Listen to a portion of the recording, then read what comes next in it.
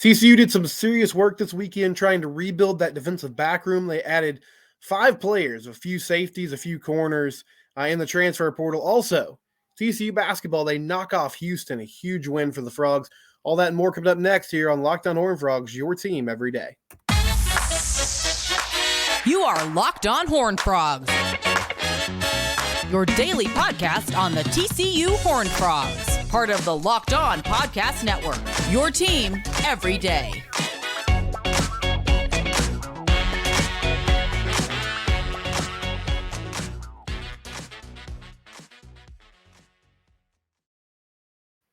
That's right. Locked On Horned Frogs is your team every day. I'm your host, Steven Simcox. We're free and available wherever it is you get your podcast. Subscribe to the YouTube channel. You can also subscribe wherever you listen to podcasts and its audio variety, Apple Podcasts, Stitcher, etc.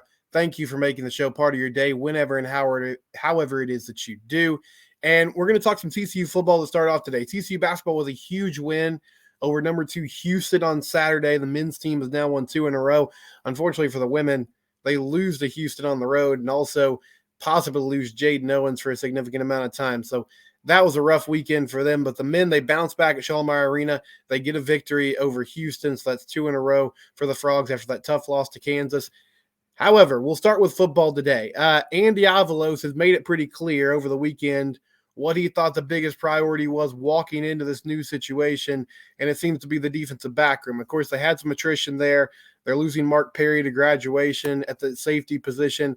Also at safety, they're losing Josh Foster, Miller Bradford, Randon Fontenette, and Chance Biddle, both at the transfer portal. So they're moving on to new destinations at the corner spot, losing some help there too. Mason White hit the portal this offseason. Also, you have Josh Newton, who will be graduating. Those 2 guys were kind of the top 2 in your current rotation that will be moving on. Still have Avery Helm, still have Channing Canada, and added a few more players during the official visit process this past weekend. So we'll just run down these names. We'll start with Old Dominion cornerback Lamarian James, 5'10", 187. This past year, he had 58 tackles, 8 pass breakups, 1 INT, and a forced fumble. He was originally a 2020 recruit, was pretty highly recruited out of high school. At one time was a North Carolina commit, but ended up there at Old Dominion. Started there for the Monarchs for the last few years, was very active.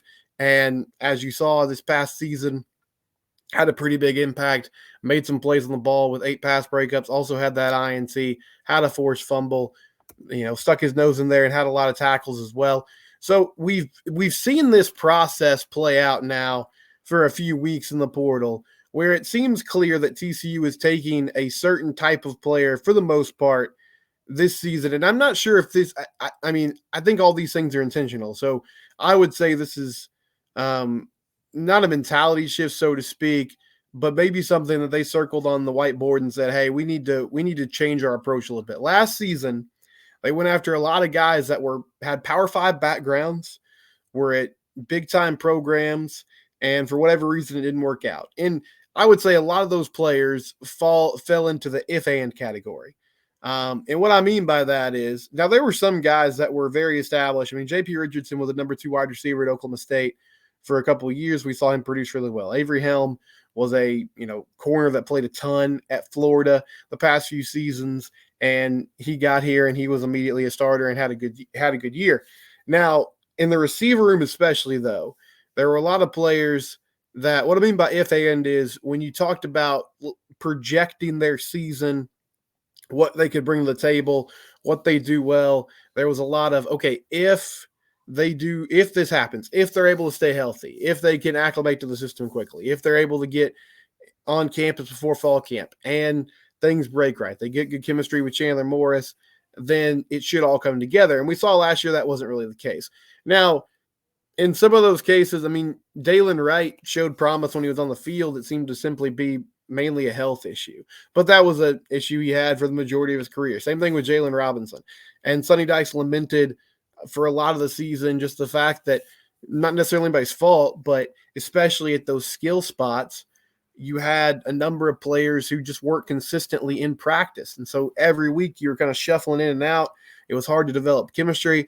It was hard to develop a rhythm and establish what they were doing because people were just not able to play because they were having to sit out practice for different ailments and different reasons. And so that affected the offense as a whole. Now, this is all defensively, but when we looked at what they did rebuilding the O-line room earlier this offseason, it was a number of guys that at either the group of 5 level or even the power 5 level in the case of Bless Harris from Florida State, players that had played a number of snaps throughout their career. They had been active. They were veterans in some cases. And so you felt like they could pick up this system quickly, give you quality depth in that position group, and you could move forward like that. And so it seems like this is the same strategy with corner. And so with Lamarian James, you're getting a guy who was very good in coverage last year at Old Dominion, made a lot of plays on the ball, has a lot of snaps, has seen a lot of different things at the college football level. And so he's bringing that to the table this upcoming season. Another player that falls in that same category is Andre Selden from New Mexico State, 5'9", 190. He's played the last few years for the Aggies. He was actually really highly recruited out of high school. He committed to Michigan and signed there, but he ends up not seeing the field very much. He transfers to New Mexico State, and so over 2 seasons for the Aggies, he started basically every game, had 98 tackles, 2 interceptions, and 13 pass breakups. So a really good season last year, a really good 2 seasons for New Mexico State. Again, a guy that's made a lot of plays on the ball, has interceptions, can force turnovers, which, man, TCU could, if they could get back to that this upcoming season, that would be huge. We talked about this defense, and some people have mentioned it. What are reasonable expectations for this group going into year 1 of learning a new system? It feels like they're probably not going to be holding people to 10 points a game. But what they did well a few years ago was they made stops when they got stops when they needed them, right? They made plays when they had to. They forced turnovers. All that stuff was beneficial in flipping the field and giving the offense more opportunities, and it played out in a huge way during the year. And you'd like to see the Frogs get back to that if possible. So you have a player here who can hopefully do that with his ability to force turnovers and make plays. Now, one thing I find interesting, at 5'9", 190, not great height. So, I mean, certainly in the last system under Joe Gillespie, they were targeting specifically long, rangy corners. I don't know if that is in Andy Avalos' DNA or not. That's kind of the way football is going in general. I've talked to Brian Smith, our recruiting expert, about that before. You want guys who are tall and can make plays and can go one-on-one with big body, big frame wide receivers. But certainly a note that maybe he transitions to safety. I'm not sure how that's going to play out. I mean, it feels like he's a little undersized from a height perspective for corner, but he did play that position in New Mexico State. That's what he was recruited to do at Michigan. So I'm not saying it's out of the possibility. Just something to watch there, given his frame and kind of his background to a certain extent, his ability to make plays on the ball. I think that's a position he could transfer to. Richard Toney Jr., another player the Frogs added over the weekend. He's from Arlington, 6'10", 189. He played his college football in Nevada. He had 65 tackles last season, 2 interceptions, a pass breakup, and a sack, so he made plays. On those 2 INTs, an interesting note here, both those INTs were pick sixes. So he made the pick, and then he took off with it, and he made plays with the ball in his hands. And coming from Nevada, this is a Ken Wilson connection. Ken Wilson, who is on staff now, still not exactly sure what his role is going to be, but he is coaching under Andy Avalos, which he did at Oregon a few years ago. He spent the last few seasons as the head coach for the Wolfpack at Nevada, so he brings one of his players, Richard Toney Jr., with him, essentially, to TCU. Now, one thing reading up on Toney is Wilson had a lot of great things to say about him from a preparation standpoint. He said, listen, this is a guy that works really hard to understand what his assignments are, what we expect him to do, and he is extremely prepared for game day, which is a huge plus, right? And then, I mean, again, a player with a ton of experience who adds some depth to that safety room that's getting depleted, dynamic with the ball in his hands, so maybe they can use that in some different capacities too, or maybe he's just somebody that can flip the field and make some plays for you on defense when needed. But they go and get Richard Toney Jr., the safety out of Nevada. John McIver Jr., cornerback from Austin P. He was an all-conference player last season, 6'2", 180, so good frame there. 61 tackles, 12 pass breakups, which led the team Not a lot of interest from other schools. There had some interest, but it was more at a smaller level in the portal. But played really well at Austin P. As I said, was an all-conference player. Before that, he was at Division II Lenore Rain. So he's kind of worked his way up in the ranks over the past few years and has shown an ability and a knack to get the job done and play football. So again, at that corner spot, you're filling in some more depth. You're getting a guy that has playing experience, that understands what it takes to cover at this level. Going to be a step up for McIver coming up from Austin P, but seems like a good take on at least, some of these guys in the portal I think are going to be immediate starters. I feel like Selden's going to have a good chance to be in the rotation immediately. I feel, pretty good about Lamarian James and Richard Toney possibly doing that as well. I think McIver might be more of a, hey, we need extra people in this room who can play if called upon, who can learn this system. And he's got 2 years of eligibility. So if not this year, maybe next year. And then finally, Cam Smith, the Memphis safety. Last season, 57 tackles, 3 interceptions, and 6 pass breakups. Again, trying to help that safety room with some depth after losing Mark Perry, Josh Foster, Nuke Bradford, and then Randon Fontenette and Chance Biddle both hitting the portal. So that is a busy, busy weekend on the recruiting front for TCU football. They add 5 defensive backs, 3 corners, 2 safeties. Do want to see what the future holds for Andre Selden, maybe some position flex there. It is intriguing to me that they sort of looked at Andy Avalos, sort of looked at the landscape and said, okay, this is where we need to attack right now. And I mean, they added Cooper McDonald at that kind of outside linebacker, stud linebacker position. They went and got Devon Deal from Tulane as a defensive end, kind of a stand or a hand in the ground, more traditional defensive end. Nana Ofasa-Mensah from Notre Dame, even though that happened sort of serendipitously with Avalos coming on staff. So I'm not sure if he had a ton of say in that. I think he's going to be very useful this year. He was a player that played a ton at Notre Dame on their defensive line. It's going to be great to have him. I'm just not sure if that's a guy that Andy really identified. That might have been Jamarcus McFarland and the rest of the coaching staff while that defense coordinator transition was ongoing. Bottom line is they've added a lot of help to this defense. They've addressed the secondary now.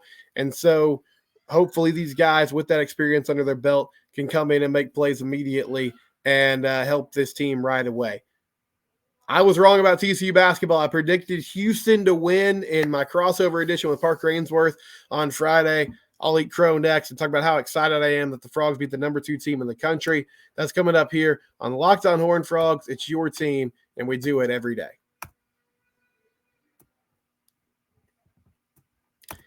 Guys, Sunday was rough for me. I'll be honest with you.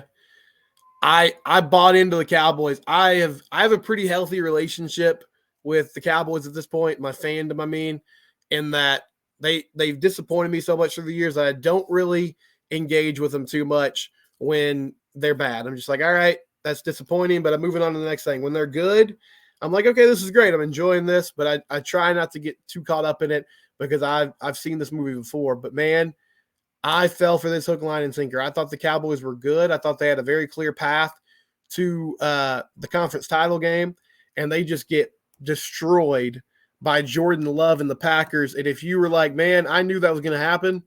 I've been a Dallas fan my whole life, or I've been observing the collapse of this team for a long time. I knew that was going to go down. Well, you should have bet on FanDuel.com/lockedon. If you go to that website right now and put a $5 bet down, you'll get $150 in bonus bets guaranteed. That's $150 in bonus bets, win or lose with one $5 bet. They have an app that's also super easy to use. You can do parlays. And you can just do traditional money line bets, bet against the spread, whatever it is that you're interested in. FanDuel.com/lockedon. FanDuel, they are an official sponsor of the Locked On Network. We appreciate them, and also official betting partner of the NFL.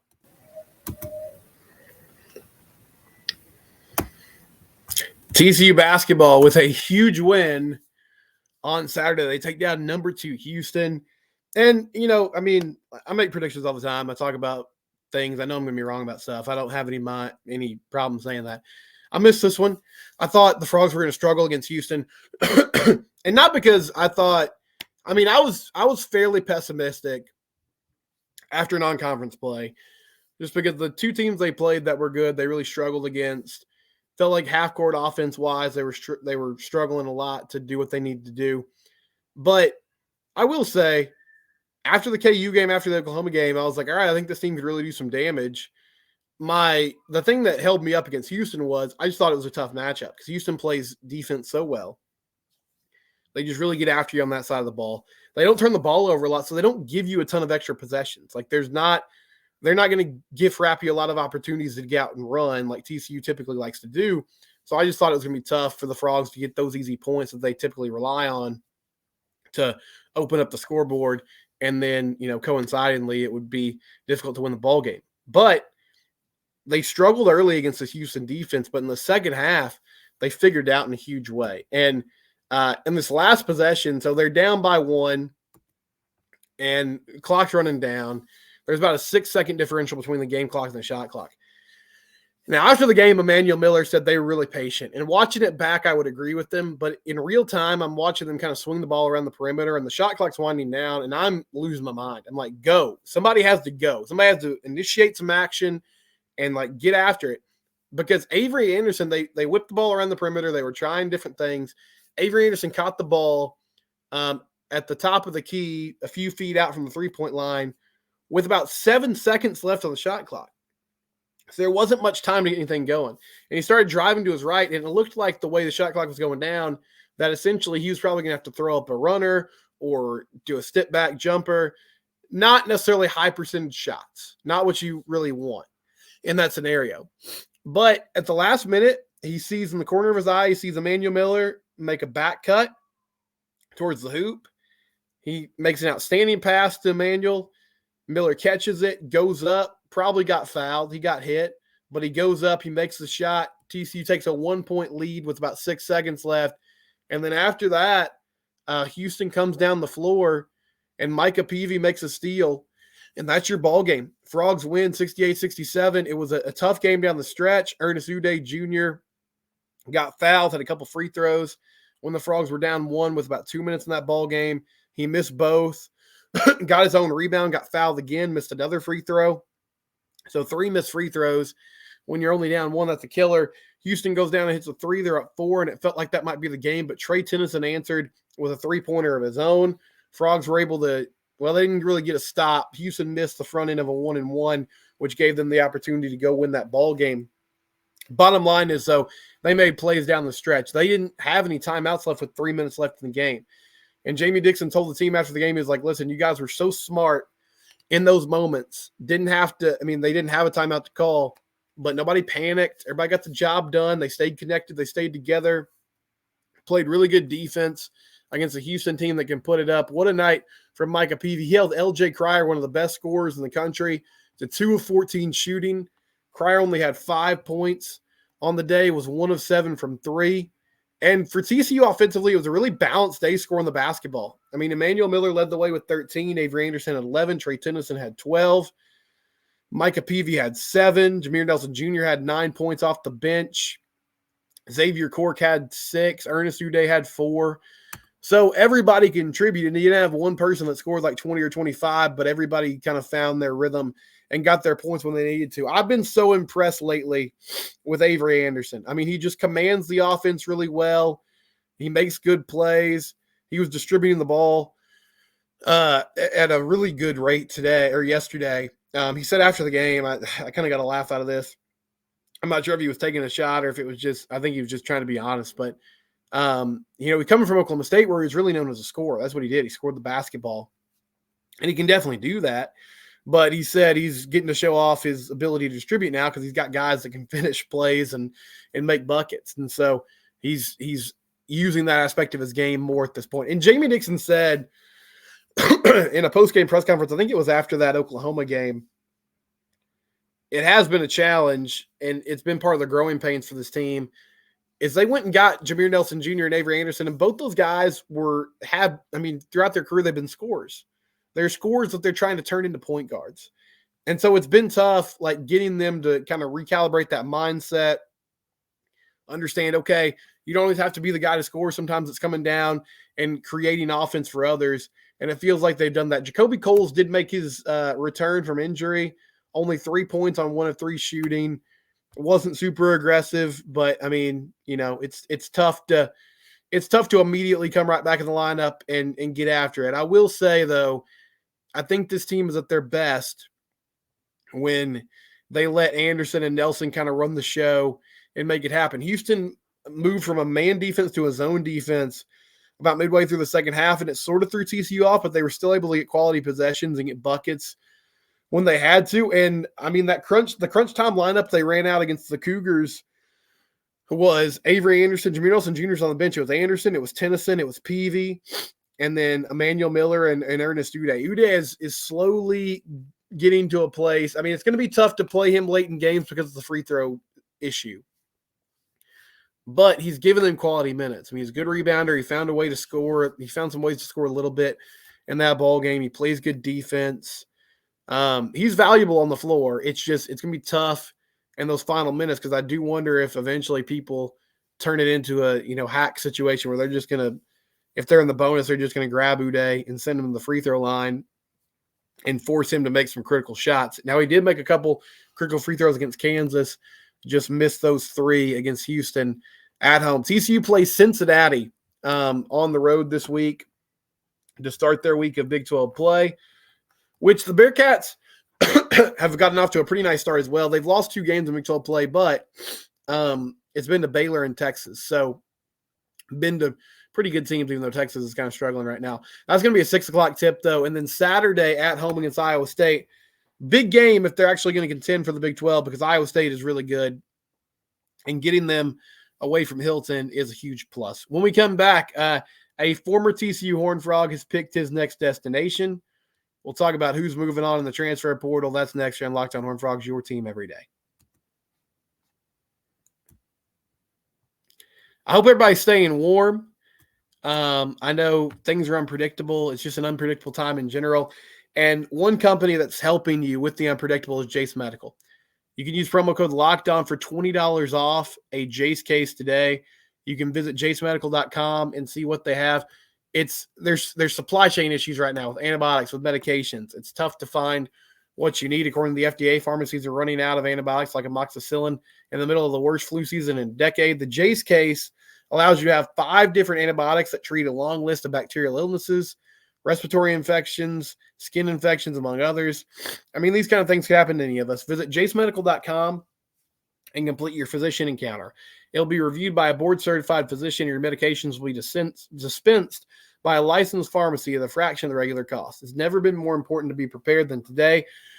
Go to jasemedical.com and use the offer code LOCKEDON to get $20 off your order. And that's jasemedical.com. Offer code is LOCKEDON to get $20 off your order. Be prepared if you have to be. jasemedical.com. Jase Medical, a proud sponsor of the Locked On Network. So saw this news come down over the weekend. Chandler Morris, former TCU quarterback, he's transferring to North Texas. It'll be his 3rd school. He was at Oklahoma, then he moves on to TCU. Then he goes to North Texas. I think he'll do well there. I mean, I think he'll put up big numbers on the offense. Funny enough, like the former UNC quarterback Chandler Rogers, he had a really good season, and then he used that to get another job at Cal. So he moved on to Cal. Now Chandler Morris takes his place. I think it makes a ton of sense that he's going to be at UNC playing for the Mean Green. And the Chandler Morris era at TCU was, I mean, it's been well documented. I know he frustrated a lot of you this season. He frustrated me at times for sure. I was talking with Michael Pevia, who hosts the Purple Rain podcast, which is another TCU podcast. He was kind enough to have me on a few weeks ago. And he was saying, and I agree with him, he was like, listen, I feel for Chandler. 2 straight years, dealt with injuries, lost his job essentially to Max Duggan and then to Josh Hoover. I'm sure he wanted to do really good things here. It just didn't work out. And now he gets a chance to go to North Texas and potentially do the same. And I feel for him too. I think Chandler worked hard. Now the team responded really well to Josh Hoover. And I feel like that was obvious. And I think you could tell the body language at the end of the season that Morris was frustrated, and rightly so. I mean, it was another year where he had to deal with an injury, and that ended up leading to him losing his job, which is unfortunate. But I feel like he'll do a really good job at UNC. And it seems like a good landing spot for him. He gets to stay local, stay in the Metroplex, and he can play in a group of 5 conference. And I think he'll bring, a lot of knowledge and experience to that position. I wanted to mention that because that's out there. We'll have shows all week here on Locked On Horned Frogs. I do want to say, I should have said this at the beginning of the show. I'm sorry. Happy MLK Day. I hope you guys are off work. Hope you're staying warm. I would say just in Texas, but I feel like everywhere in the country, it's just bitterly cold right now. I know here in Texas, we're getting our kind of yearly couple days of extreme freezing temperatures. But happy MLK Day to you and your family. I hope you're having a good day celebrating Dr. King's legacy. Thankful for him and the work he did to try and bring equality to America. We've come a long way. There's still a long way to go, but what a life he lived, and ultimately giving his life for that cause. What a person to honor and emulate ourselves after. So hope it's a restful day for you, a day where you can be with family, and then we'll get back to it on Tuesday, having, a 4-day work week, maybe 5 days for some of you. I realize not everybody gets the holiday off, but thank you for tuning in to Locked On Horned Frogs whenever it is and however it is you do. It's your team every day. We're free and available wherever it is you get your podcast.